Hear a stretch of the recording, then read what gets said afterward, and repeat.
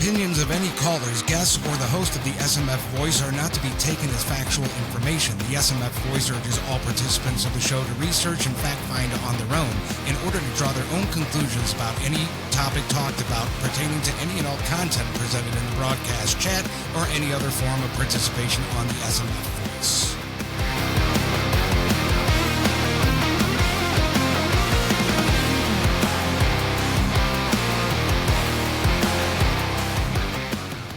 Well, hello, everybody, and welcome back to the Stow Falls Voice. It's been a minute since I've been able to put a podcast together, almost 2 months now. And the reason for that is what we all go through, middle to end of December, and with the holidays and everything else. January with my business is always very busy. So it's been a very busy time for me to be able to sit down and be able to put the tools together and put all the components together to make, an acceptable show and podcast here. I have a couple programming notes really quick. I know that when I started this show, I wanted to do it on a weekly basis. I had a schedule.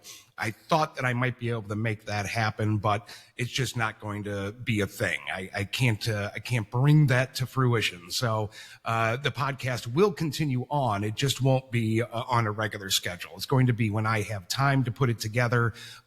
There's a lot of components that need to line up in order to put a show together. So, it could be, 1 week after another. It could be once a month. Hell, it might be another 2 months. I don't know. Thankfully, that's kind of good news for me, because my business finally, since COVID, is starting to pivot in a positive direction. So I'm excited about that, but it takes a lot more time, which I don't mind spending, as long as there is light at the end of the tunnel. And I think we have crested that hill. So I'm happy about that. So just keep checking the page, the Facebook page, Stow Falls Voice, SMF Voice Facebook page for any updates that I might have for future shows coming up.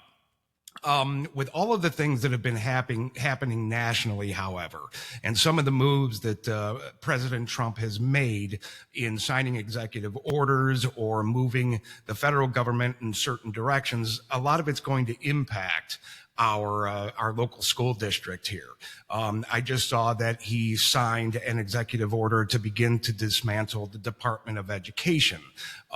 And that's going to mean, along with all the DEI material that's been coming out, the executive orders about that and the way that it's going to tumble down into our local school district, it's going to be very important that our Board of Education grow up. Because this is, these changes that are coming, whether you agree with them or not, they are coming. And we need to be ready for it. We need to be ready to attack those changes and be proactive instead of reactive, where we find ourselves in an even worse spot than we already are.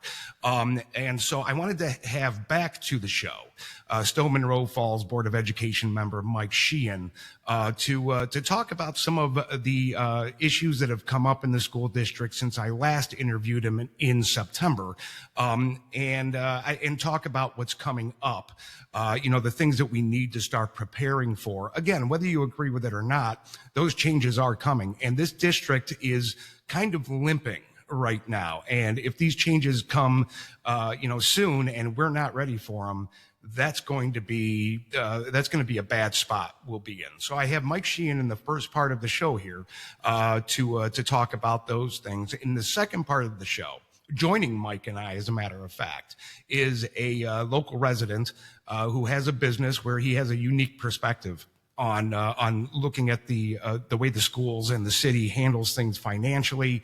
A really smart guy, and I really enjoyed interviewing him, having him on the show to share his insight.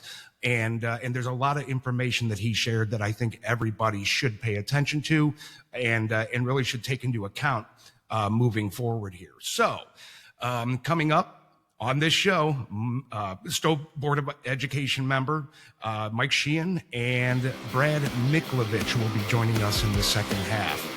Straight ahead.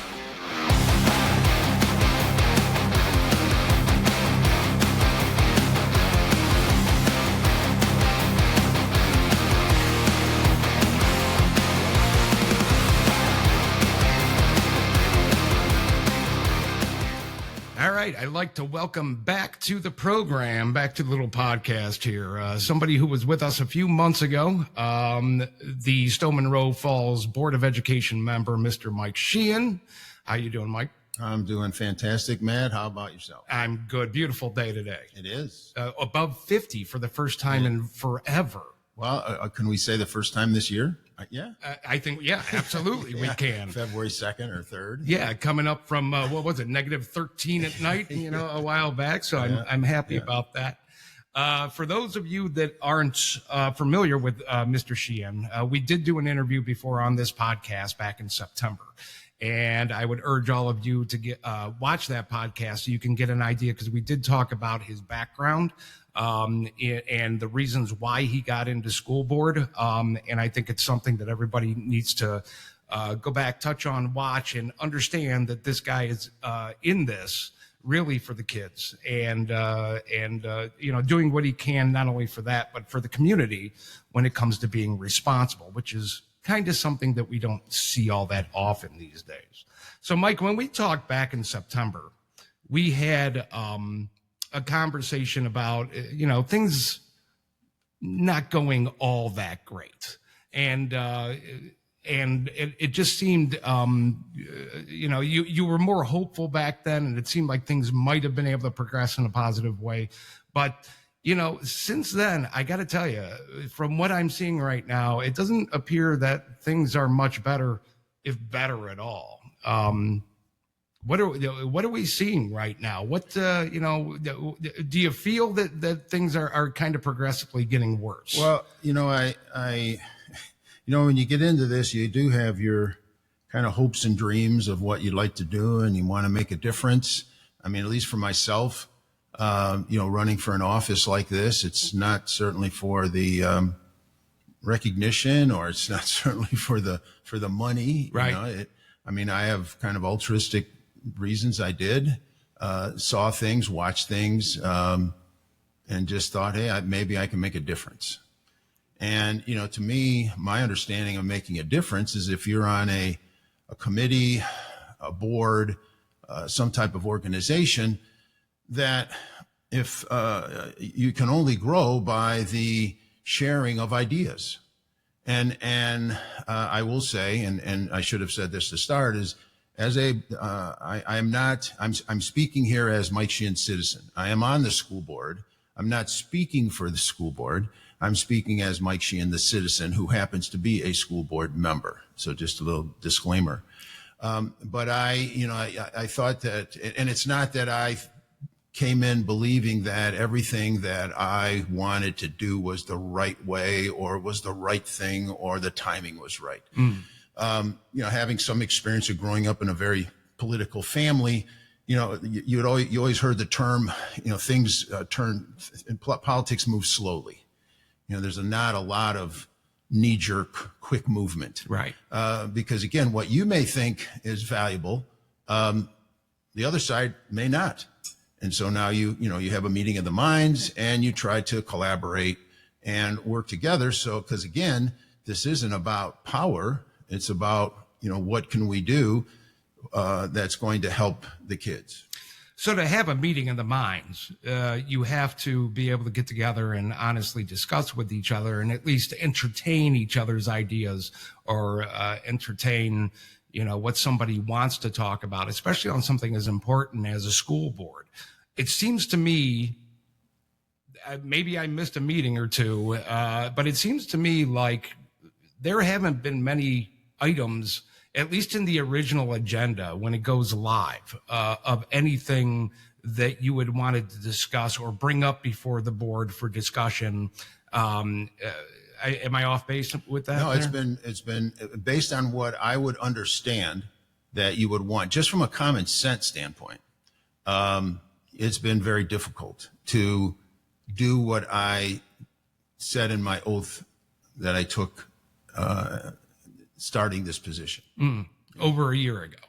Yeah, I think it was January 7th, 2024. Yeah. So over a year ago. So here we are a year later, and I know that the last school board meeting didn't go so well, again, because you had requested some items be put on the original agenda. And it appears that, again, they weren't granted to go on there, or whatever they want to call that. Let me ask you again, because I don't recall really anything that you found important as far as school business as an equal member on that board. I didn't see, I haven't found anything there that's actually gone forward, that you've been able to get on that original agenda. Roughly how many ish times have you tried to get what you wanted onto an agenda? Well, just to go back to something you said, you used the word requested, and something I've learned in this position, words are very significant. It's not a matter of me requesting. It's just a matter of me expressing, saying, I would like to see this on the agenda. Right. I believe as an elected official, there's some value here to the community. And that's kind of what I look through when I'm adding some. It's either something that has, that needs to be addressed, that I think needs to be addressed, something that I've seen going on that we need to address as far as curriculum, maybe administrative issues, money issues, changes in the law, school safety, and stuff like that. Yeah, changes in Ohio law, changes in federal law that would have an effect on what we're doing. I would say out of 20 meetings, let's just go 12. Let's go to the basic ones, the main meetings, the main monthly meetings, because traditionally we have two. One is more of a administrative kind of work. We call it a work session, but it is a regular meeting. But then our regular meetings, that's where, there's a lot more things that are coming up for a vote, where there's some discussion. And it was my understanding that the discussion is going to happen at the meeting so that the public can know what we're voting on. Right. Because I would hear in the past, they would go, well, they voted on this. We don't even know what it is. I said, well, and so I saw when I would share something that this had some value that the community would want to know, or at least have a better understanding. Because, there's just a lot of misinformation, as far as the way, and it's been a great I've had a substantial learning curve, kind of understanding the process. So, the person that just watches 15 minutes of a board meeting would be completely lost and can come to their own conclusions. Right. Or if they immediately. Right. Or if they get, trapped in some, fake book group and it goes down some rabbit hole. And now somebody thinks somebody's the expert and they were wrong from the beginning. So now everything that was talked about is just totally, off base. So, I mean, maybe I'm wrong here, but it seems like you're having more than just problems getting agenda items on. You don't seem to be contacted about anything. You kind of, I would assume that they have to release the agenda in an amount of time for you to be able to study and understand. Yeah, and this is a good thing I think the public needs to understand. Our next meeting, which is a work session type of format, is February 10th. I can go on kind of the back office and see the draft. Now it's a working draft. There's standard things that are on there automatically, but then there's things, and I'll look at it and I'll see how things are added and expanded on. Some things are deleted, but by the right way it's done is, usually with our meetings on Monday, by Wednesday around noon, this is kind of the unwritten law. If I want to suggest, I don't want to use the word suggest. If I would like to have something on the agenda. If you want an item on the agenda. I want an item on the agenda. I'm emailing the board president and the superintendent. I'd say, hey, this is what I would like to see added on the agenda. Right. And let's say, now, is that did they ask for your no. input? They just wait for you to There's email. Never, yeah, I've never had that where I would get an email saying, "Hey, Mike, it's almost noon. Is there anything you'd want to, that we should consider or that we want to put on the agenda?" Okay. When I say consider, I'm saying where it should go in the agenda. Because the board president, frankly, their role in this is just putting together the aspect of the agenda, Constructing it. not dictating what's on it. Gotcha. Same thing with the superintendent. And I think sometimes maybe the treasurer might be involved, maybe even the vice president. So you got the vice president of the board. So you got 2 people out of 5 that are fully involved in the formation of that agenda. All right. So then 48 hours before, so by 6 on Friday, it has to be live to the public. So the public can pull it up and see what's in store for the Monday meeting. Right. So that's the process. That's how it works. And and I usually do that first part, and nothing ever goes any further. Generally by Friday that's when you see the agenda as it is, and that's the amount of time that you have to prepare for it. Yeah, by Friday at 6. Now, the other caveat is the reason I think the Wednesday is 6 p.m. 6 p.m. Gotcha. 48 hours before. All right. It can come out sooner, but it has to be done by that. 6. That's in our bylaws. That you have the board, the president on Thursday morning. The reason why by Thursday morning. From what I've understood, I've never been in any of these where they get together and they kind of finalize everything.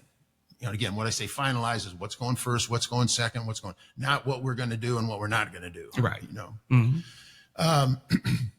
Now, usually, when I do express that I would like to get this added, I will get some type of response that is telling me I have to do X, Y, Z. I got to do this, I got to do that. I got to talk to this person. I got to talk to that person. To get something added to the agenda. Right. That I have to meet this kind of unwritten criteria. Okay. To get something on the agenda. And that's not how it's supposed to go. Do you feel that that's something that they do with each other? Well, I would have no way of knowing, but I would have no way of knowing that if anyone else is held to that same level. But that's not the place of the.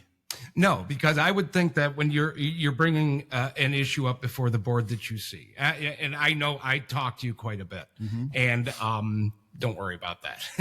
I talk to you quite a bit, and I understand that you do quite a bit of research into things, and so there isn't an item in your head that you want introduced to the agenda unless you've researched it, because, why would you put it on the agenda? Why would it become a problem if you didn't research it? Because my understanding is that the purpose of the meeting is to have this discussion. Right. And if you look at an agenda, you will see, let's say it's, we're going to decide how many, what type of pine cone or what type of evergreen trees are going to be put at a school. Well, it'll say under discussion, right? And you'll see on the agenda that there's no boxes for a vote. So that's telling, hey, this is an item that's going to come up. All 5 of us are here. There's not a time outside of the 2 meetings where all 5 of us can legally sit down and talk. Okay, it's a violation of sunshine laws. Exactly, right. Right. You cannot have a discussion with 3 or more. And you can't, I can't go to Matt and say, Matt, what do you want to vote on? And then go over to the board member number 2 and say, what do you want to vote on? I think Matt's going to vote on this. Right. Well, that's called piggybacking. Can't do that either. All right. So again, my ignorance was that we got to a board meeting and it was to discuss as a group this particular item. Now, it could be a 5-minute discussion. We may come to a consensus that that's really not important, and it's going to kind of die right here. Or we may see something that, this is a little bit more involved. Let's table this. Yeah. And we'll put it back on the agenda, at the next meeting. Right. Or another. So you have those kind of conversations. It could be something they say the collective opinion. You're definitely off base on this. And which then what happens is if I'm really firm on what have a conviction on this, I make a motion. And I'd say, I'm going to make a motion. I would like to have this item discussed further, or I would like to have a vote that we continue this discussion, or, just something like that. If I don't get a second, it's over.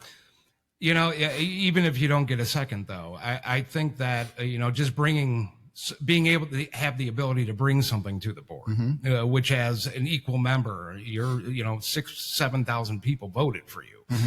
So they did so for you to represent their concerns. And if you're not even, allowed to get something on the agenda in the beginning, and the reason that I say that is because these board meetings aren't conducted properly to begin with. They seem to draw from a lot of pots. When it fits them, they go to Rogers rules. And if that doesn't fit them, they go to the OSBA. And when that doesn't fit them, they go to school policy. So it seems like it's all over the board. And really, there's no, you can make a motion to amend but when the hell do you do that when the meeting's all over the place anyway? It just seems like it's all made up. Right. There was some disconnect that I was not made aware of. I don't have the dates exactly, but there was the last meeting when I did a little research here. I think it was a meeting July 17th. Now I didn't go back any further than that, but at least all the meetings prior to that, the 6 meetings that I was prior to that I was part of, we would what's called adopt the agenda. Right. And what that means is it's basically giving an opportunity for a discussion on some items that are on the agenda. It could be questioning a particular item or asking to have something included. And then there's a vote.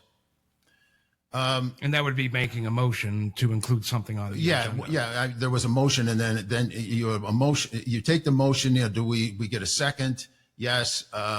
And then we vote on it, and then we have it, and then we vote. Then there's discussion, and then there could be a table, another vote. Right. Whatever But still, there was a process before when they were following rules where there was a point in time where you would make a motion, even.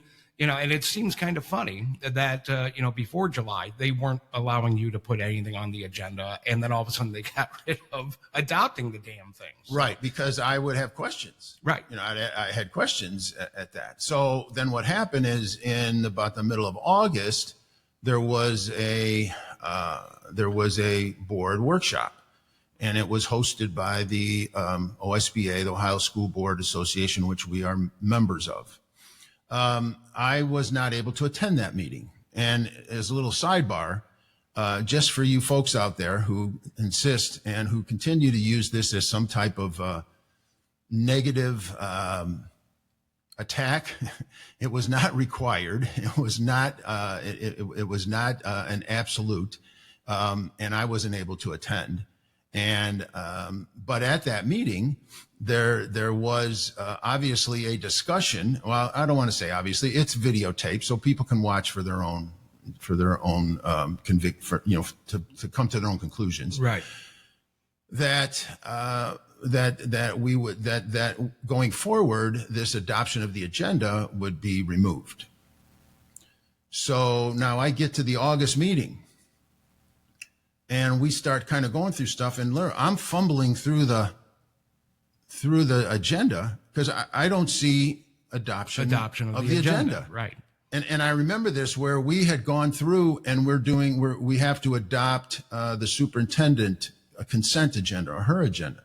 I said, we never adopted this. We never adopted this yet. Right. Well, so they removed it. Now there was never a professional courtesy to say, hey, we're kind of changing this up here. Yeah. And, I'm going to say I'm going to call for what I see it. That was strictly done to censor me. And that's what it does seem like that, because it shuts you down further. You weren't able to get items put on the agenda in the first place. And now you're having problems because of that, being able to find an appropriate time to be able to go ahead and make a motion to add something to the agenda.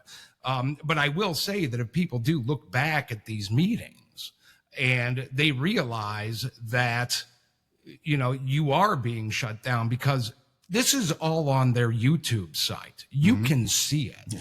And when you look at how well things flow between them, the other board members I'm talking about, it seems like they talk quite a bit to each other. That's me saying that, not you. Yeah. No, okay. No, but right. I'm just telling you what I'm looking at. And what I'm looking at is that, speaking of agendas, there seems to be an agenda with at least two of the members on the board currently, to where they just seem to be able to click on what they want done, and it goes until you speak up trying to address your concerns. Of which they jump on you nonstop, calling you out of order. You're not on the right item. And one thing that I hear a lot of people talk about is how they call it rambling during meetings. I don't, because they try to push through stuff, especially when it comes to financial aspects. And you will do your let me try that again.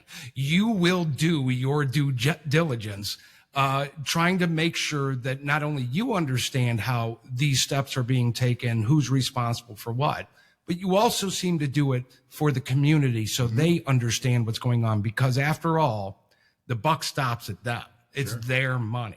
Right.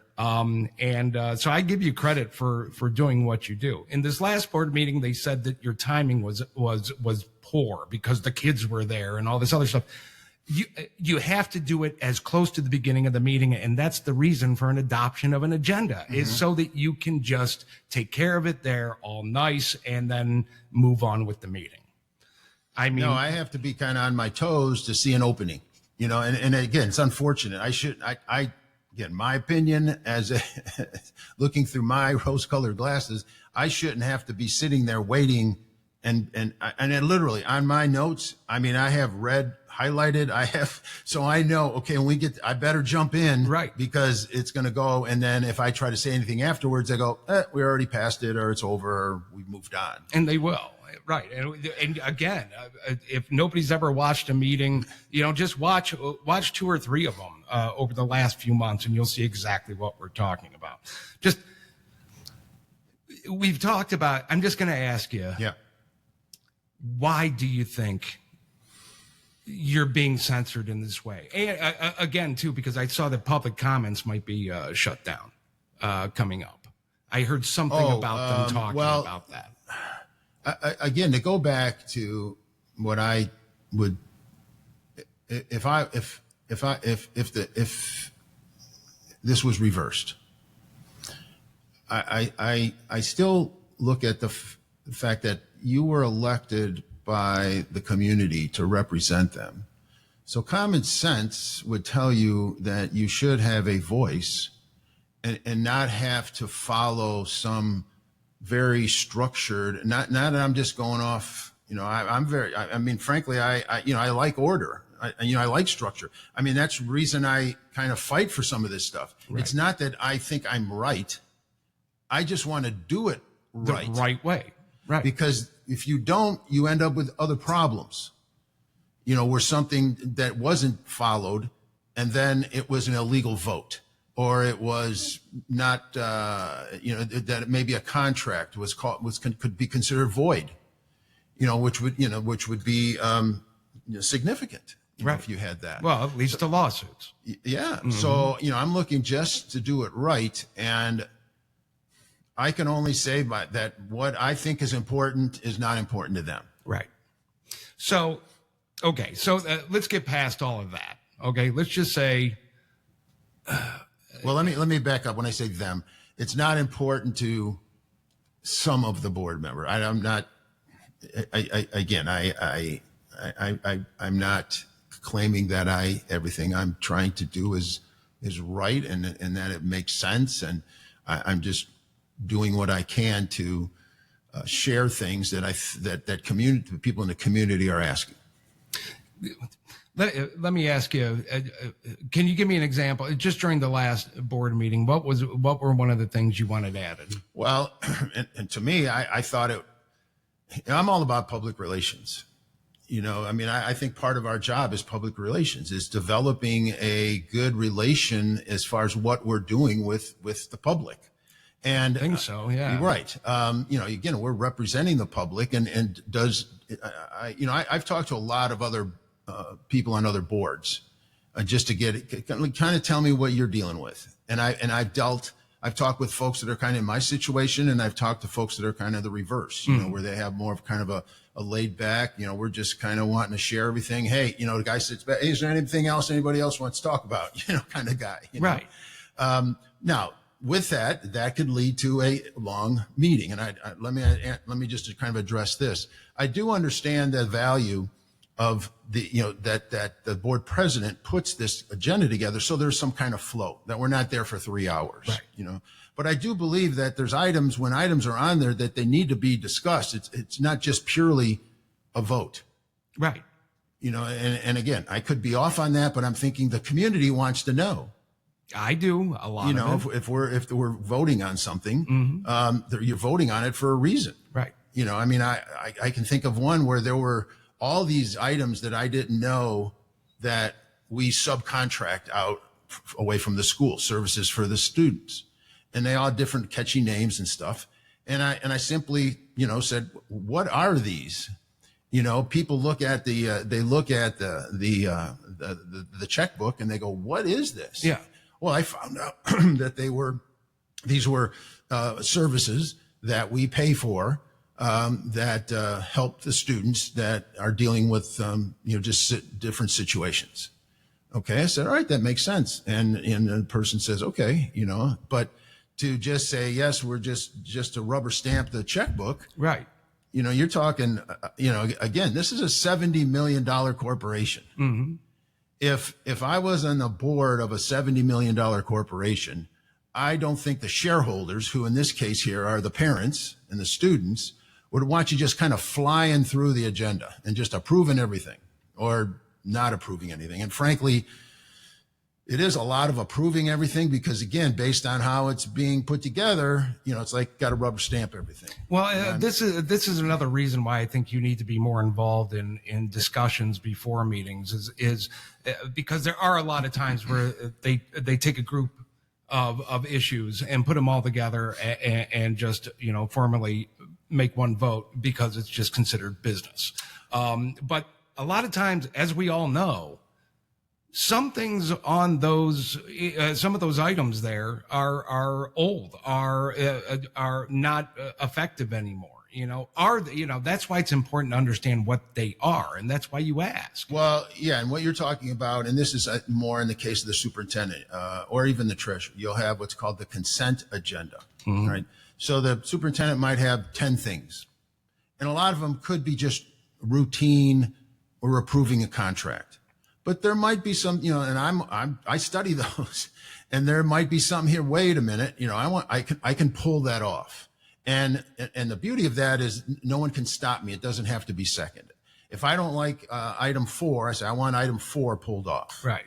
And then we go back and let's say there's 10 items. Then we'll vote for 1 to 3, and then we'll vote from 5 to 10. That's done, and then they'll come back to that item, and then we can have a discussion. Yeah. So I haven't lost that. I'm still able to do that. That's nothing. I don't know. I've not seen where that can be. I can be stopped. As far as that.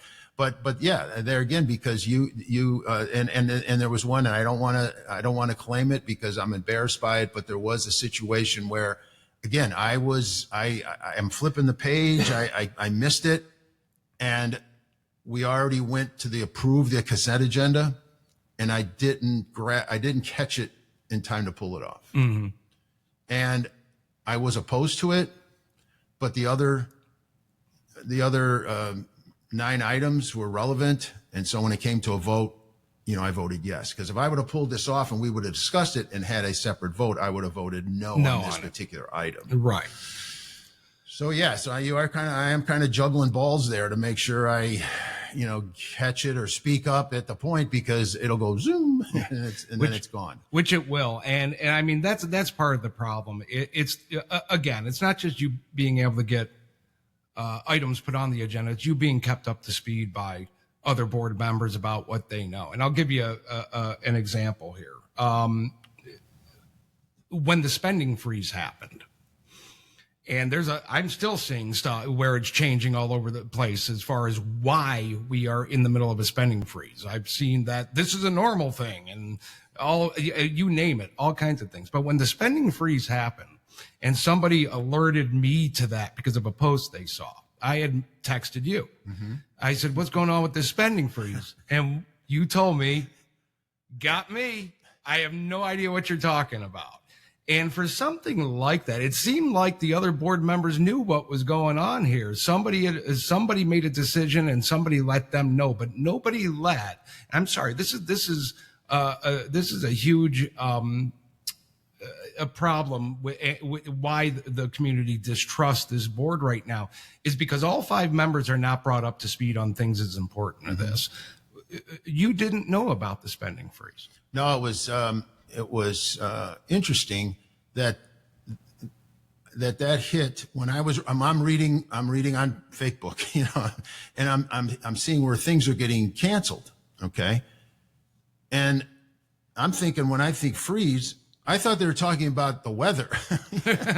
Right. But then I read it again, it's a spending freeze. And I'm even trying to put it together, and then I'm getting calls. Now, why? I don't know. I did express at the last meeting, I would appreciate on something, whatever it is, because I do get notices when there's maybe a bus accident, or maybe there's an issue at the school, right. Or, I will get an email or a text. Hey, this issue's going on. Everything's good.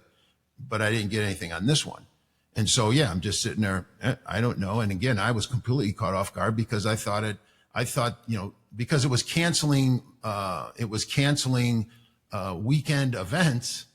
And then again, in my head, I'm thinking freeze. All right, we're canceling these because there's a freeze and we don't have salt. But then the fact that there may be a money problem was all jumbled up. The discussion is still all over the place as to why that is. Yeah. Now, this isn't coming from you. This is coming from me and some stuff that I've heard. I had heard about, we had an emergency levy a few years ago.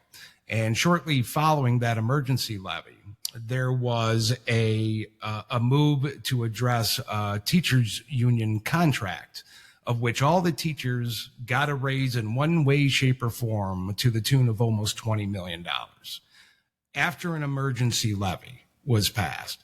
And I heard that cut in, but it was, as you view it for futures, it was looked at and probed. The problem is ever since then, okay, we gave the teachers raises and they have their benefit packages and whatever the hell went along with that. But this school board right now that you're sitting on, or at least with a couple other members for some time, is doing nothing but continuing to spend money. We have this, and granted, they say that this comes from a grant, but so the field house, right? And we're on the dime for the field house now, but they're talking about programs like this Satchel Pulse coming up, which I think they did approve that, right? They did approve, and it is coming from a grant, which, again, my own personal opinion, I don't, that money's coming from somewhere. It may not be our real estate taxes. It may not, it's coming from somewhere. And as to that being the reason, and again, this is where I kind of kick myself, and I could have asked this question. Is this important because we're getting it for free, or if we had to pay for it, would it have still been as important? But that's the thing. That's my point is, are we getting it for free? Because I've heard a lot of stuff coming from this school board, school board now, the school board president, and now the vice president, talking about things that aren't going to cost any money, and they wind up costing money. And I'll go back to the field house. The field house was supposed to be a grant. It's not finished yet. 30% of the floor is still dirt. Yes. But they decide to take Tom Bratton, who was the ex-superintendent, and put him in control of the field house and then pay him. So that's actually paying for the field house. You have to pay to staff it. You have to pay to equip it. This did require an expenditure of money. And the more that I look around this school district and see places where money's being spent, I'm also looking at things like the amount of assistant principals we have. And we're talking over 100 GER per assistant principal. Yeah. Then we're looking at just an enormous amount of counselors. And we didn't have this problem with kids needing counselors until we've had this political agenda, what I call a political agenda, being introduced into the school. So now we have all these counselors. And my favorite thing is this intervention specialist thing. Mm-hmm. I think somebody counted up. We had talked about there are 80 intervention specialists in our school district out of how many schools? 10? How many schools do we have? 9 or 10? 9 buildings. 9 buildings. 80.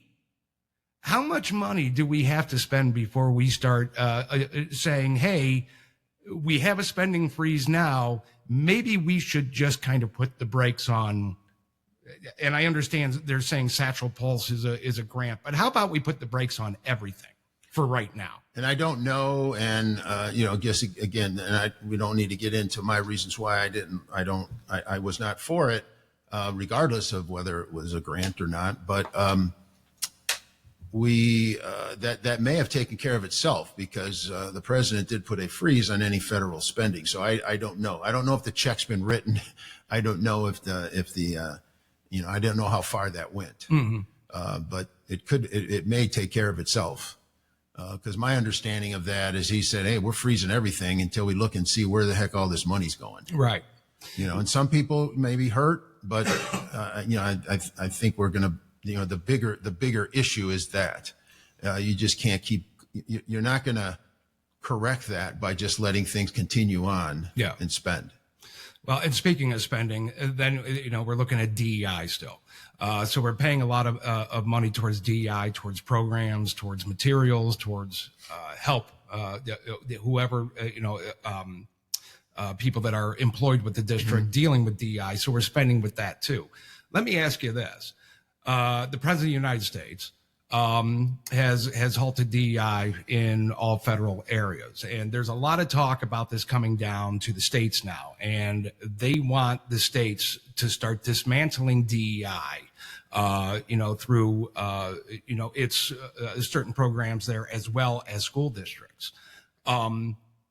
My question is, isn't that a conversation that maybe this school board should start having and say, hey, if it does come down to that, because now you got to deal with contracts with people, you got to deal with programs that we're already invested in and everything else.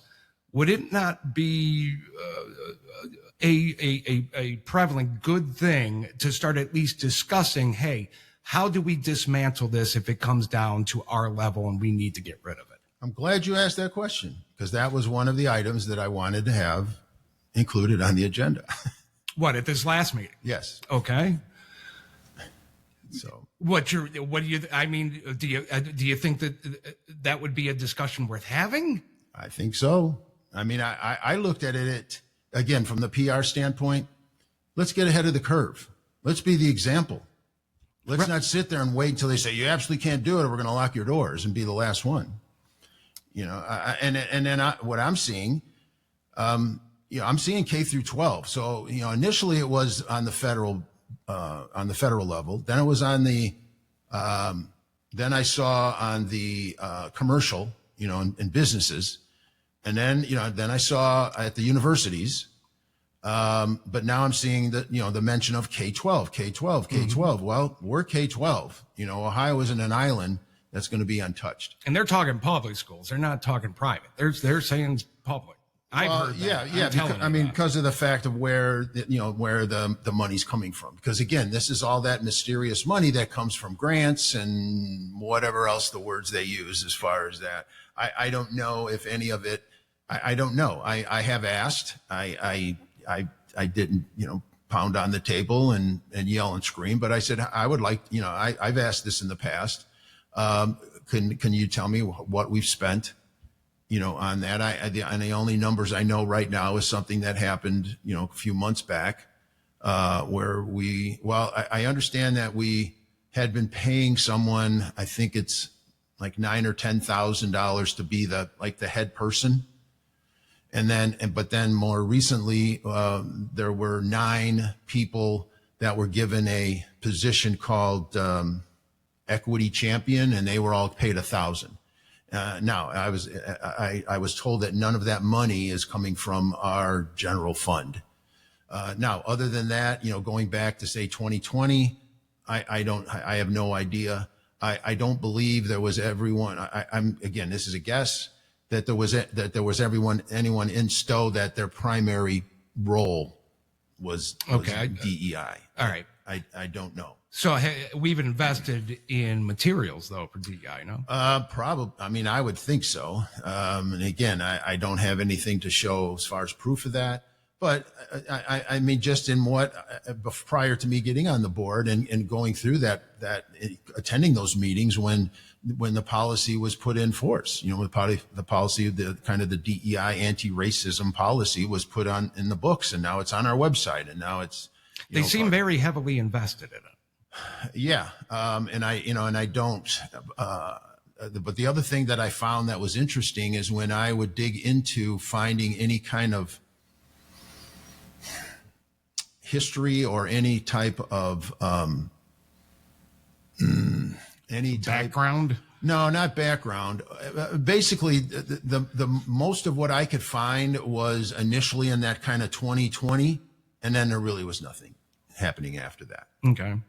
So you got to ask, was this just a flash in the pan? But I mean, they're still, again, when I say heavily invested, I don't mean monetarily. I mean, they're heavily, because everything that I can't, what do they say 6 times in a board meeting about, this is equitable and you need to, so there's an investment in that. Well, there's the whole mindset, which it's ingrained in the curriculum. Right. I mean, that's a bigger issue. So, I mean, if they're going to continue to get this involved with it and make it as because really it's starting to, in my opinion, I don't know what materials they've invested in. I don't know if they're, getting a hold of outside sources, which is costing them money to figure it out. But whatever it is, because as we've already discussed, you're really not, you, Mike Sheehan, aren't involved in the plans. It doesn't seem that they want to do. Mm-hmm. And I'm afraid that if, here shortly down the line, if they say, we are going to make an investment in DEI, mm-hmm. we should be having this conversation about this, this tumbling downhill from the federal level, to where if we do invest money, again, putting us into a further financial deficit, putting us in the red here as a school district, which we are, mm-hmm. That would be such a stupid thing to do without having a conversation about it. And you, mm-hmm. again, you wanted to discuss this at a school board meeting and they shut you down. Mm-hmm. I don't know. I'm honestly, the more that I watch and the more that I see, I think these people are doing not only the community a disservice and the kids a disservice. I think they're going to be giving their cause a disservice, because the more people I talk to in this community, they're fed up. I saw somebody who is relatively in touch with a lot of people here in Stow Monroe Falls. Mm-hmm. And they basically made the statement. They said, if you think that this last bond issue that went down was bad, wait. Mm-hmm. So, I mean, fair warning, right? Well, and there again, it goes back to that kind of that PR.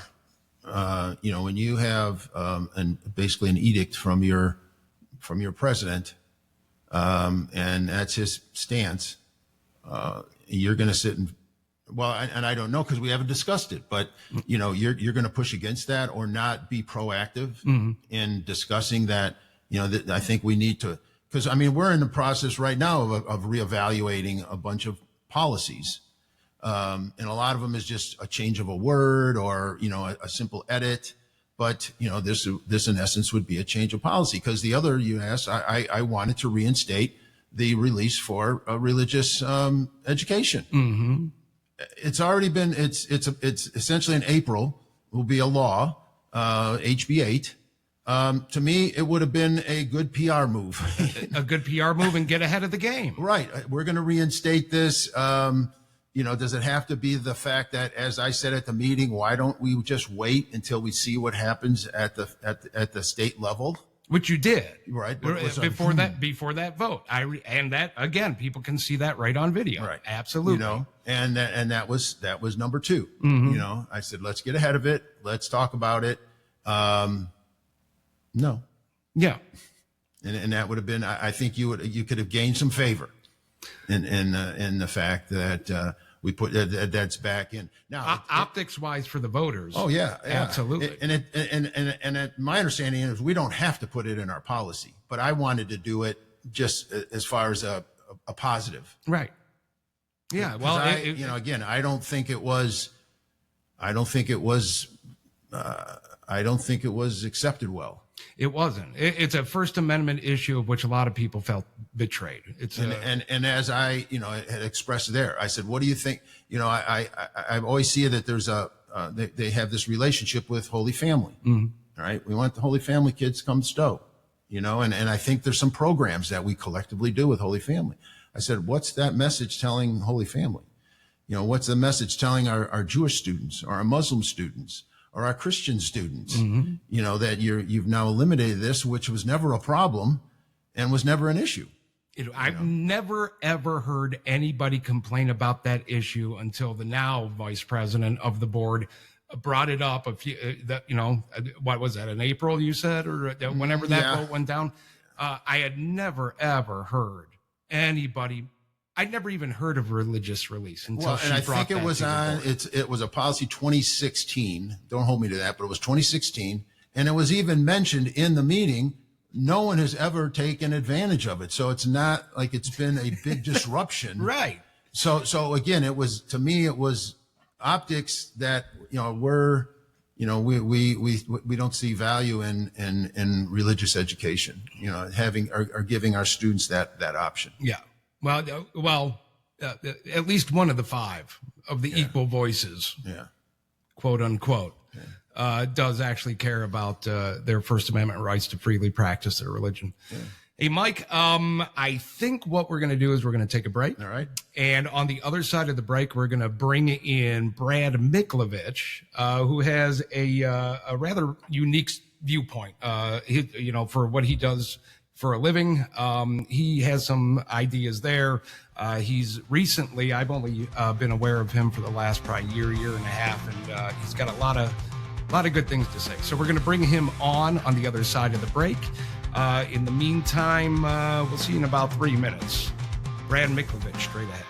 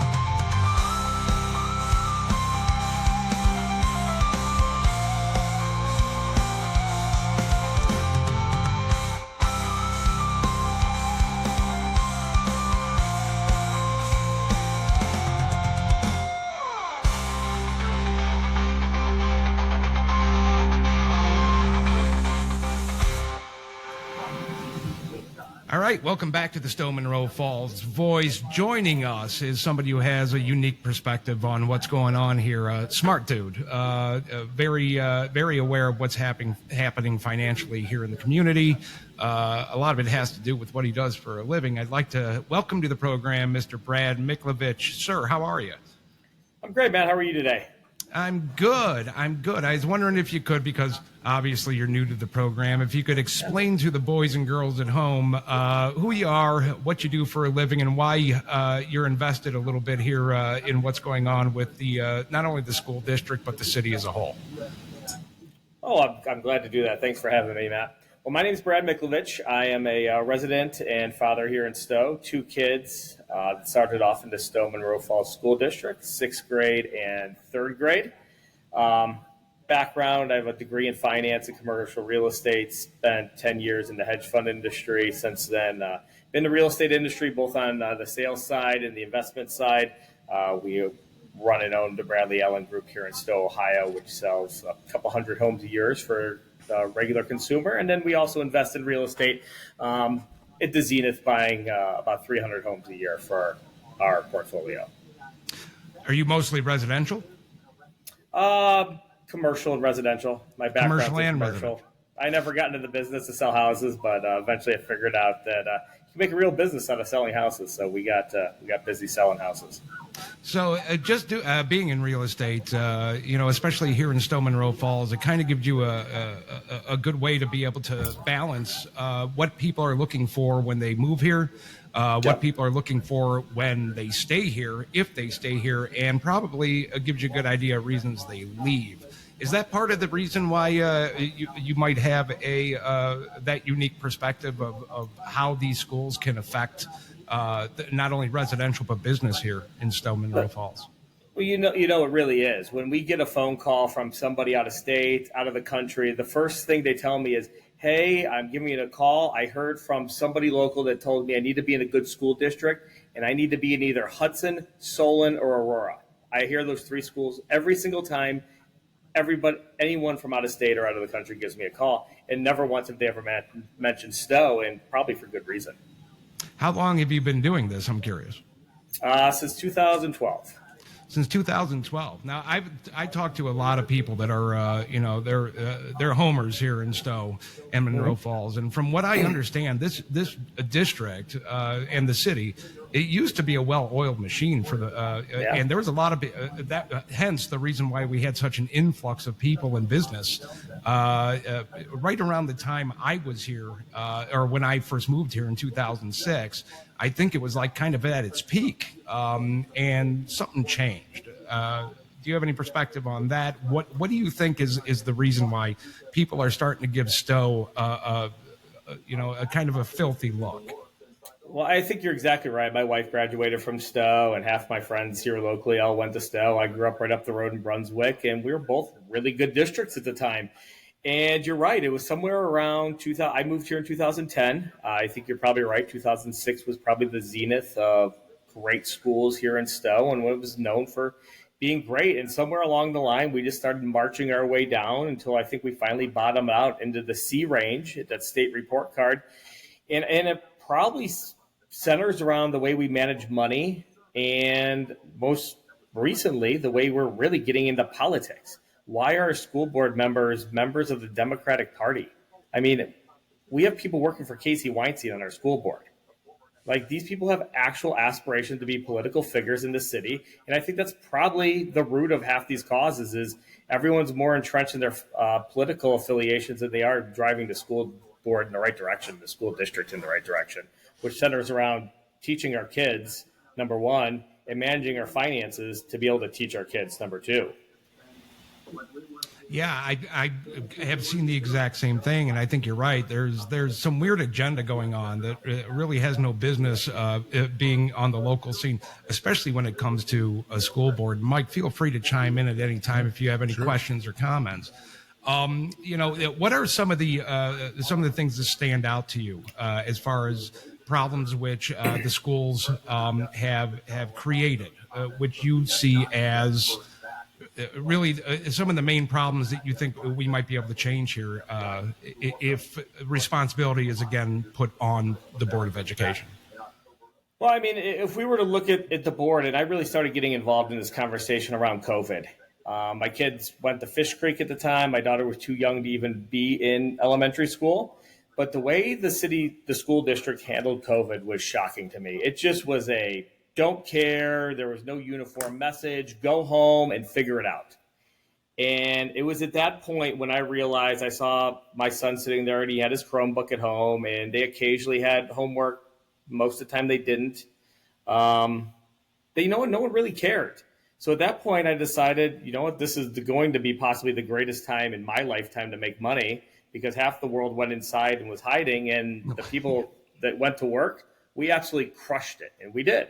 So I took my kids and we did homeschooling for a couple of years. We traveled the world during COVID and bought a bunch of properties mostly around Ohio, but other states as well. And we just printed money during that time. And it was the greatest thing we did.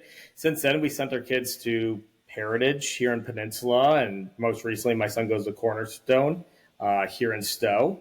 And it's more of a homeschool program where they go to school 2 days a week. But we comes back to COVID, and when they started there, and then we started marching toward this, we really got into politics, and we started seeing the money go down.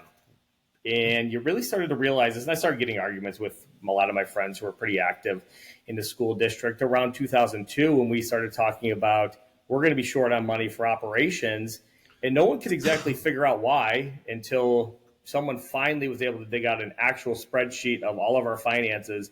And you look at the pension money that goes out, and the people on the board today, it's not their fault why we're in financial ruin.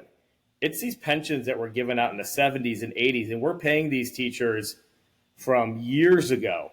Mm-hmm. It's like Social Security. I mean, Social Security was going broke, and our school district's going broke because of the choices we made 10, 20, 30 years ago. And how do we solve that today? We're going to have to figure that out. But the $8 million operation levy we passed in 2023 for emergency funding for this appears to be gone. Now we're in a spending freeze that we finally just admitted to after I asked the question. And I think that part of the problem, it's not, there's solving the issue, but then there's perpetuating the problem. And I see a lot of these ideas coming out by these board members. The Stow Monroe Falls Board of Education and administration, and these ideas that they have, and some of it they've pushed through, are programs and that are extremely expensive. We add to our staff. I was talking to Mike earlier in the first half here about the sheer amount of staff that we add to the schools that aren't needed. We have an unbelievable amount of counselors. We have an unbelievable amount of intervention specialists, and I'm not sure what we need 2 and 3 assistant principals for in these schools. And I understand there's a lot of kids, but there was a lot of kids in school when I was going there. We didn't have 3 assistant principals. Do you think, these staffing issues, again, that's just starting. That's not all of it. But between that and these programs, it just perpetuates the problem with our finances, I think. Well, just going back to the last board meeting on last Monday, I don't know, they're all blending together, and they admitted, hey, I think Mike asked a question that no one else was going to ask the treasurer of, are we in a spending freeze? And he had finally admitted yes, and gave us some numbers. And he said, we have $14.4 million sitting in operating budget. And mind you, that's 2 payrolls, and we're broke, broke. Like, need to go into our investments and pay penalties broke. That's a pretty bad sign, and we're still hiring more counselors and administrators. There's only one way to stop this, and it's take a giant axe to it. And until we're ready to admit we're going to take a giant axe to it, we're going to run into this problem. Yes, we're going to get some tax revenue here in March. Cool. I don't think it's going to be nearly what they project for tax revenue, because I don't know if you look around, yes, the restaurants are full, but when you go look at nationwide credit card data, and I look at delinquencies for mortgage payments and people in foreclosure, these numbers are less than a year ago in Summit County were like 5 people behind and in some state of foreclosure. Last week, 438 people in Summit County were facing some sort of foreclosure. That's a problem. Those people aren't paying taxes. No, in less than 1 year. 1 Oh, year. less than 1 year. Yeah. Less than 1 year. Holy smokes. Well, We're taking off like a rocket, and it's bad news, and tax revenue, I'm telling you, is not coming in what they project. Yeah, that's a bit of a problem. And again, that's why you have this great way of being able to view this, is because you do get these numbers. You understand, who's able to pay what, who's buying, who's selling, reasons why, everything else. I'm just, Mike, I'm just not sure, what you can do about it other than cutting some of these programs, I mean, believe me, I'm about kids getting the education for sure, but I'm not so sure that half of this staff that's been hired and these programs are actually educating them anyway. Why not cut the losses now? Yeah, and I don't know, and Matt, when we were talking at the break, you're talking about people, and you're talking about their livelihoods, and you're talking about their mortgages, and you're talking about those things. I would not want to be in the position to have to make those decisions. But when you look at where is the difference going to come, I don't have cold, hard facts, but I was told that there was a plan by some previous administrators that basically said don't rehire teachers that retire. Now they continue to do that because over 4 years, I think the number is about 10. I think about 10 retire a year. Over 4 years, that's 40. Take that at $100,000. You do the math. That's a significant amount of money. Why that? If that's true, why? And then why wasn't that advice heeded? Because I would always look at those numbers too when the superintendent would put out. It was like. It had to do with different things that were happening with different employees at different levels. Maybe someone was on disability or someone was retiring or whatever. And I'm always looking for that retiring. How many are retiring? Yeah. Because that's easy, but don't fill it. Don't fill it back up again. Don't put somebody back in there again. I do know, and I don't have the stats, that there was a buyout. And I don't know if that was last year or the year before, so I don't know if that worked. I don't know how many took advantage of that. But things like Brad's talking about pension, I know nothing of that. I don't have any experience in that. I don't know what those numbers look like. But I mean, that's got to be scary because you have to continue to fund that. I mean, that's. You do, and those pensions cannot be small. Brad, can you touch on that a little bit?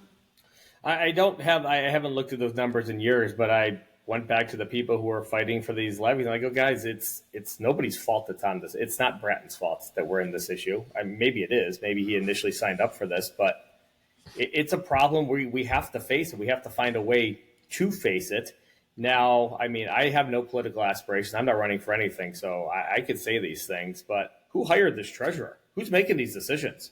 I was going to go there. Go ahead. Honestly, who hired this guy? And nothing against him, but I mean, I'm going to go off his resume alone. He posted it. He has a Bachelor's of Arts in General Studies from Youngstown State. And from 2017 to 2020, he was an aquatics coordinator, right, followed by the aquatics manager. From there, he served as a fiscal services support specialist for Northeastern Ohio Network of Educational Technology, and then made the monumental leap to become the Stow Monroe Falls treasurer of $70 million business. It's a six-figure job. I know that. And there are plenty staff accountants around here that have been working for 10, 20, 30 years as staff accountants doing a large amount of accounting that make $40,000, $50,000, and $60,000. It would have been great for this position. How did we end up with this guy? I believe that I heard a figure of, and I think this was just salary without benefits, of about $120,000 a year. That's without benefits. So he's going to get the perks and benefits on top of that. And I believe it was an automatic 14 days vacation, of which those days could be rolled over up to 40 days for being an aquatics instructor. And I don't mean to demean the dude. I'm sure that he's got a brain in his head, but I don't think it's big enough to be hopping into this job with the experience that he has. Matt, he graduated college in 2021, and we want him to solve this issue. Again, nothing against him. But when I don't know, does that put him at 26 years old? Maybe he's 30. Maybe he started college late.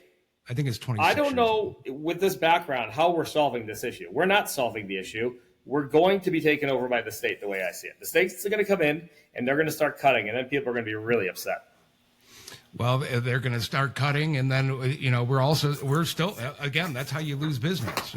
People aren't going to want to do business here in Stow Monroe Falls, and if your schools are that bad, you're not going to get the residents that you want to be here. Again, like you were saying, Hudson, what was it? Hudson, you heard, Talmadge, you heard, and no, not Talmadge. It's Hudson, Solon, and Aurora. Those are the three school districts that everyone quotes. Solon and Aurora, and so you're not going to see Stow in that top three if they keep this up. And no. I don't really know how to address that other than to say that I think that we need to vote in this coming election. That there needs to be a bit of flip for the point of responsibility. There are some people running that I know that I do believe will be responsible enough to be able to appropriately have the conversations we need and cut programs that we don't need. I think that this is all on the ball starting, I think, with this election. We need to restore responsibility. I do know, and I can only hold them to it, but when we had to approve the curriculum courses, the actual courses that were going to be held at the high school, I believe I'd said, hey, anything under 20, we don't have that. We don't go forward with that class. Now, whether they're going to stick to that or not, because I would hear things where there would be teachers with 7, 8, 9 students in the class. I heard a lot of that had to do with languages.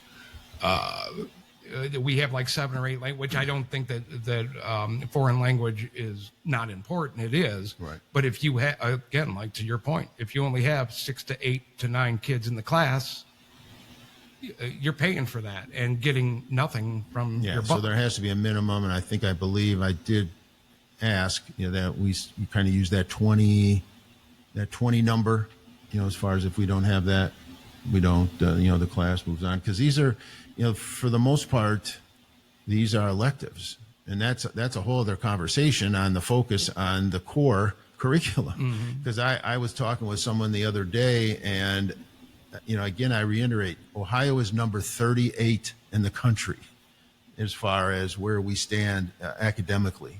And it was not that long ago. I think we were in the top 5.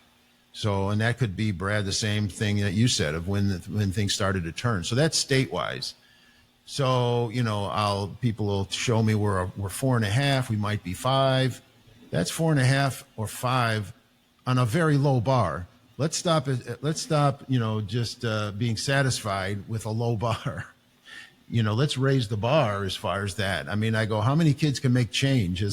Go up to a 16 or 17-year-old, ask them to make change, or how many of them could point out China on a map, or write a paragraph. I said there's basic skills that there's kids, and I hope they come me on this, catch me on the street and show me that I'm wrong, but that's not what I'm hearing from teachers that will tell me the kids are not as bright. They get less bright each year. So, what's happening? Well, I mean, I just saw something that was a bit shocking that showed nationally that, and I can't believe that this is real, but from the research I did, it is that our public school children are proficient in reading. It's under 50%. Sure. Yeah. Nationally. So this isn't just a Stow Monroe Falls issue. Right. This is a national issue. Right. But why can't we strive to appropriately be a leader to show other districts how to get back on track? So that's the thing I don't know. Where's the disconnect? I mean, I did even ask, I don't remember who it was. It was someone in the administration, because I'd heard this. I said, are our teachers in that 3rd, 4th grade that are teaching reading, do they actually have the certificate or the curriculum that they learned on how to teach reading? Because I would hear that there's that the third, fourth grade teachers don't know how to teach reading. It's almost like a DEI hire. It could be, but I mean, that was scary. And you know, the qualifications as far as what's required for a teacher, those are always kind of a moving target, I think too. So Brad, let me ask you, if things continue to head south here, and obviously a lot of families want to buy, a home in areas with good schools, especially if they have kids. If our schools here continue to tank, what's that look like for a community? What do residents here in Stow Monroe Falls have to look forward to if this continues to go south? In just all honesty, the one good thing and blessing we have as homeowners here in the city of Stow is the inventory is tight, number one. I have not seen a mass exodus of Stow because of the property taxes being too high or because the schools are going down the hill. So thank goodness that's one thing. But this had choice in folks having the ability to go right here to CVCA or Walsh are 100% options and 100% what I plan on doing at this stage of the game unless things change. And I'd be the first one to send my kids back to Stow tomorrow if things were to change. But until I see some progression towards a change in the right direction, why am I going to give my kids this education? And I think there's a lot of families making that decision. In fact, I know there are. Oh, there are a ton. I know a ton. I know a couple that homeschooled shortly after COVID. And I know a few people, Holy Family, headed out there. CVCA was another one. So, yeah, I know people that have done the same thing. But the one thing that scares me, even though you're right, I didn't really consider that, especially with open enrollment and stuff. They do have other choices where they can go, and then they can just deal with the taxes as they get higher. But where I lived and where my family was from, I watched Garfield Heights, Maple Heights, North Randall, Bedford, all of these areas basically collapse because of these very issues. And it's literally like watching a couple days of Groundhog Day. By the way, that damn groundhog. It's like Groundhog Day again here. Nordonia, where I'm actually from, is starting to face these problems too. And it's just scary to see because we already see businesses leaving.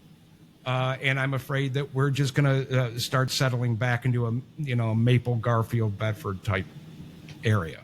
Well, a lot of Maple, Bedford, Maple Heights, and Garfield was predicated on fraud. That was fraud from the people running the boards and the city. And then there was just massive mortgage fraud up there. Actually, which is the most interesting ever is, so being in the real estate game, all those guys that were running that fraud that tanked that entire community are now starting to get out of jail and getting other jobs. And it's interesting running into some of these cats. They're back, I'll tell you that much. So that is actually very interesting. But I mean, I think you have to hold these decisions accountable. And I don't have anything against any of the folks on the board or the treasurer other than the actions they take. If you're a staunch left wing or whatever, that's entirely fine. And you could be that. I just hate to see it in the schools. But at the end of the day, we voted for them. And we need to face those responsibilities of it was all over their Facebook. You knew exactly who you were voting for. So I hold no one's political affiliation against them. Please vote for whoever you want. Do whatever you want to do. Stop pressing it on our kids, but that's up to us as voters to change them. But it's some of these things, like I look at the field house, for example. Who dreamt up the field house, number one? Who put a field house with no field in? I mean, that's insane. What are we doing there? Why do we have classrooms in the field house, number two? Oh, because we were going to have mental health services there inside the field house. The last time I checked, we spent how many thousands and thousands of dollars to keep our schools safe and people without mental illness near our kids. We're going to bring them to the field house, and we're actually going to put them right next to the high school. Furthermore, right before Christmas break, I have a better idea. Let's go on Facebook and invite everyone, every child predator to the field house just to have a screw around day where everyone can come walk the track. There's not really a track inside the field house, but walk the track while our kids are having finals, coming and going all hours of the day. Let's do that. Oh, right. They actually did that. They said, everyone, come to the field house during school hours. We have no one checking you. Actually, Bratton has a sign-in sheet. So as long as you hit the sign-in sheet, everything's going to be safe. Trust me. They're treating it like a rec center, like a Talmadge rec center or something like that. Yeah. And it's funny to me because one of the things, before you were talking about the field house, you had mentioned, it's not like the people that were voted in onto the school board didn't have a history on social media where they put all of their ideas, which they did. And that's literally how I know them, and I knew what was coming. And I've had multiple instances of arguments with them before they even hit the school board. But one of the things, and this is what's funny, one of the things that really stick in my mind of just the garbage that I've seen happen in this school district was the school walkout over the Second Amendment, over a school shooting a few years ago. And there was a big argument between the left and the right here in Stow Monroe Falls, and we were all over the school board about it too, because they were talking about allowing the walkout and kids to walk out, and everybody was very angry about this school shooting, and it was all about eliminating guns.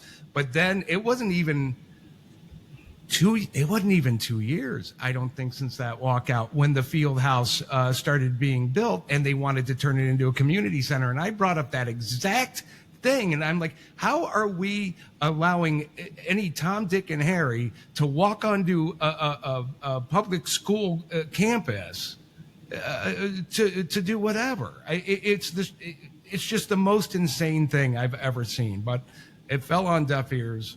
And I also caught when they called it the dog pound. I called them out on that and saved them a lawsuit. They have me to thank for that, by the way. Well, you know what that cost them, because they realized that was trademarked. Let's put dog pound on the side of the field house just to find out it's trademarked by the Browns. What was that, $7,000 they literally threw down the drain? Right. I think so. Right. And I had, when I saw it, my jaw hit the ground. I knew I'm an idiot, Brad, complete imbecile. But I saw that, and I'm like, I'm like, that is just inviting a lawsuit. And now we're piling up other lawsuits in other ways. They are crafty when it comes to that. Go ahead, Mike. I was going to say I was pretty new and with the field house, and I remember when there was this emphasis or this goal of doing what you had mentioned, and I'm saying we're sitting here talking about safety. We're dealing with situations where people are coming that aren't members of the school and committing crimes and things, heinous things are happening, and then we're now going to have services that are going to bring people onto the campus in the middle. I mean, it's in the middle of the traffic and everything. I said this. I tell me if I'm missing something. And most of the time, when I will talk about stuff, it's nothing but crickets. I don't get any kind of discussion. It befuddles you when you're telling somebody a bus is coming, get the hell out of the road. You'd think that they wouldn't laugh at you, but they do. Yeah, I'm not exactly. This is yet another problem that we see, and it starts with our school board, and it starts with administration, and the ideas that they're allowing to go for. I mean, all of this could be stopped or talked about. Everything can go on halt for a little while. It's something funny as far as nationally here. That's kind of what we saw Trump do, is put a halt on everything and just say, ease back. Let's take a look at this. And we don't seem to see the value in being able to just hold up. It's just spend, and there's always an excuse of why they should, why they need to, and never any other explanation about just holding up and let's weigh these options. They just don't do it. Well, this is why I asked to have these discussions in public about these things, so that the community can hear it. We can get input from the community. And then maybe by discussing it, we can pull back and say, maybe we may want to do this a little different than having kind of these behind door. And I don't know where these behind door meetings are going. I've not seen any, but these behind door meetings where these decisions are made. And then all of a sudden there's something on the agenda and it's a bing, bang, boom, a vote. And I'm sitting there just shaking my head.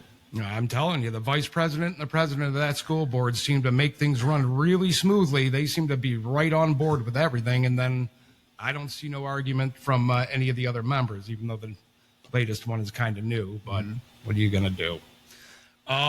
What else do you guys got? What do you got, Brad? Anything? I mean, I look at this thing, and there's an alarming thing that came up in the last school board meeting. So we talked about we have 2 weeks left of payroll, and then we're broke, and hopefully the managed tax revenue ferry will come drop some money on us, and we'll be able to kick this can further down the road. And by the time school starts again, we're going to be dead broke again, just in time for football season and all that. So that's super cool. The other thing is all the money goes into one bucket, one bank account. That was news to me. Interesting. These kids going out there fundraising for softball, for theater, whatever they want to do. They're going to have all the money for whatever fall activity they want to do. Goes right into the operations bucket. And hopefully on paper, the money's there. Then the money's not there. Patrick said something super alarming after the Mike, I don't think you were able to attend the winery filet mignon dinner up in Geneva with the leadership retreat. No. That cost us, what was that, Bill? $30-some thousand? 26. Okay, $26,000 for our leadership meeting with filet and wine, which the wine wasn't expense, so I totally get that, but the fillets were. Patrick said when he came back, they were talking about this $238 million bond for the new schools, and somebody posed the question is, what's the plan if it doesn't work out? There isn't a plan. There wasn't a plan. There wasn't a plan, number one, for the $238 million bond to build the new schools. Mind you, that money was just supposed to be for the new schools. But sure to find out of coincidence, here we are in January. We're 4 weeks away from going broke. You mean to tell me now that $238 million wasn't going to use to float some of this payroll? And mind you, $238 million isn't nearly enough to do this plan. But to then they weren't going to ask for an emergency levy to finish the schools that were probably not going to be halfway finished with $238 million. That's one of the biggest ruses I've seen. I had this same conversation with somebody, which I'm not going to mention their name right now. I don't know if he would want me to speak on his behalf, but he had mentioned, because that's exactly what I told him, because if they would have passed that bond is not specifically earmarked towards buildings. They get a blank check. They have to go get They have to go get a loan from a bank, and that money is not earmarked towards buildings, right? And I mentioned that when I heard about this spending freeze. I don't know if I talked to you about it or not, Mike. But I had saw that exact same thing. And I said, isn't that weird that they pushed that hard and now here we are? Because there was no promise to build anything. There was no promise to build anything. Basically, it was saying approve $238 million, put a period at the end of that. And I think your argument there, Brad, holds a lot of water. Something tells me, because they looked panicked when they were pushing everything they could to get this bond levy through. Most of it didn't make sense, and when they were called out for not making sense, they doubled down on not making more sense. So, I think you're right. I see it too. Brad, I think the schools. Go ahead. No, I was going to say I believe in one of the first times I started kind of reading some of the stuff that you were posting.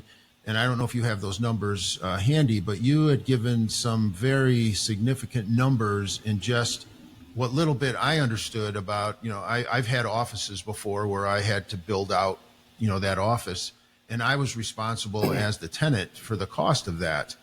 And then the downside was I may leave in 2 years. I can't take these walls with me. But right. But the landlord's kind of like Las Vegas. The landlord's always going to kind of win on this. But you had some numbers that we can't possibly build what you're talking about building when you're looking at it just from a square foot number. And so I was basing my numbers on the amount of students we have, the projected new homes we have coming into the area, and if we built any other new apartment buildings. And I was looking at Lakeview just as kind of my barometer of square footage. That's about 161,000 square feet, which seems like a really nice size building. And we were going to demo 7 buildings. We were going to build 5, 4 buildings that were 85,000 square feet. Why are we building 4 buildings that are 85,000 square feet? Why not just build 2 that are 170,000 square feet and save, I don't know, half on the construction cost, and then a building for grades 6 through 8 for a total of about 500,000 square feet of new schools is what they wanted to build, which I don't think is actually enough space to build. And from what I understand, and God bless everyone who spent 5 years coming up with this plan, and I understand that they had 5 years worth of people doing this, but I was trying to get a good feeling of who was on this board, like what developers, architects, environmental guys were on this board. And I didn't get that. I understood there were some teachers and some truck drivers and some restaurateurs. And I think there was a guy who made a saw building before on the board, but nobody who had any actual construction background.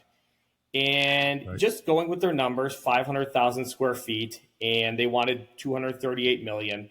That comes out to be about $475 a foot for new buildings, which we could argue a little bit. I think that's reasonable to build new buildings, concrete school buildings, $475 a foot. Now, okay, cool, we could build the buildings. But in order to build those, we need to demo 7 buildings that are environmental disasters. These things are filled top to bottom with asbestos and lead pipes. That's a disaster if anyone's ever taken one down. I am sure this was not projected because nobody has any construction background. We're going to go build on Housley. I asked multiple times, do we even have a feasibility study on Housley Road? Can we build there? Nobody even knows what I'm talking about. I might as well have 3 heads because we don't even know if we could build there. Then we have to demo the lot. We have to prep the lot. We need to pull sewer and water to the lot. We need to pull utilities. We're going to have to pour concrete around all of these buildings. We're going to need some landscaping. And then behind you in their master plan, they want to build football and baseball fields. All of this for the same $475 a foot. I think we better double that to get started. Yeah, there was one person I spoke to who did have construction experience, and he said that that number could come close if they simply did what they said they were going to do, and that's build the building, meaning the outer wall. The building, it's it. And that's it. Yep. Yes. And I think that's right. Yeah. And so you're going to have 7 or 8 shells with nothing in them. And when you think about it, there wasn't a lot of talk about what would be included with these buildings either. It's shocking. That money was going towards operations and getting themselves out of the giant disaster we're in. Because, heck, we have 2 superintendents on payroll. Why do we have 2 superintendents on payroll? I mean, my personal belief, again, I'm not running for anything, but somebody knows where the bodies are buried when it comes to this financial hellhole we're in. Mm-hmm. And happily, that guy's making almost $200,000 a year with benefits that runs the sign-in sheet at the field house. Why doesn't he go out and study every great school district around the country, find out who's the best, come back with a plan to say, these are the 10 best schools. Here's how they built new schools. Here's how they raised the money. Here was the capital plan. And mind you, I bet they didn't go to the state needing this rebate that they're all gung-ho about getting. Which is really, in comparison, peanuts. That rebate doesn't really do much for us. We get to get dictated the union labor we get to use with that. It's going to be great. Let's pay double for labor so we can get the rebate. Yeah, I'm sorry. Go ahead. Oh, why not go across the street? One of the largest developers in the area lives stone's throw from the high school. Call him. He works in the booth at the high school field for every football game. Ask him what he thinks about building it. He'll do it for free. I can almost promise you that. Ray Fogg's building how many buildings here in Stow?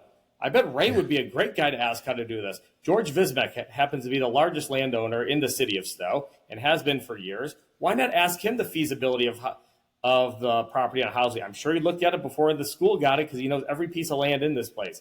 Why don't we ask the people that know what the heck they're talking about how to do this, and then we'll figure out how to hire people locally? Because imagine if you could pump $238 million into local labor and resources, what that could do for the city of Stow and Summit County. See, now I had mentioned this. I don't know if I'm pretty sure I talked to you about this. I asked, as a matter of fact, I had gotten a hold of the now vice president of the school board. And I said, if this bond goes down, would you, be interested in getting together with me and a couple other people from the community to go out and search for the very people you're talking about? I go, you live in a community that is thousands and thousands of people, that a lot of them have these backgrounds in engineering, in building, in maintenance, everything that you need. And, allow me and a few other people to be able to get some of that expertise to say, you know what, you could probably do this, this, this, this, and this. Why not take advantage of your community and the people in it and their expertise? Why when I told these people this, it was, again, like I have three heads. They're like, you can't do that. You know, this is, you have to go about it in a certain way. You have to have these, not commissions. What's the word I'm looking for? Yeah. Not boards. But There was a committee from Columbus. Committee. It was a coloring book that gives you construction numbers from 2019. That's where the formula came from. The folks on this committee told me that's exactly where the numbers came from.